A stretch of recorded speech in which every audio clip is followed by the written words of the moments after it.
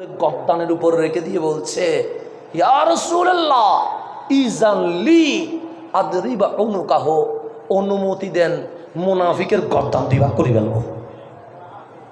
তাহলে ফারুক আজম মারতে উঠছে কারে? দাড়ি আছে, টুপি আছে, জুব্বা আছে, নামাজ আছে, কোরআন আছে।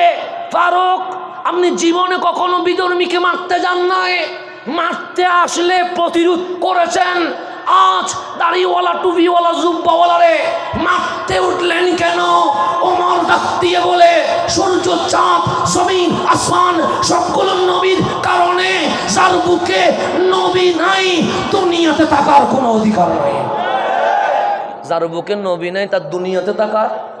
এই আমার আলা হজরত ফারুক আজমের এই কথাই বলছে, জমিন ও জামা तुम्हारे लिए, मकीन ও मका तुम्हारे लिए, चुनी ও चुना तुम्हारे लिए, बने दो जहां तुम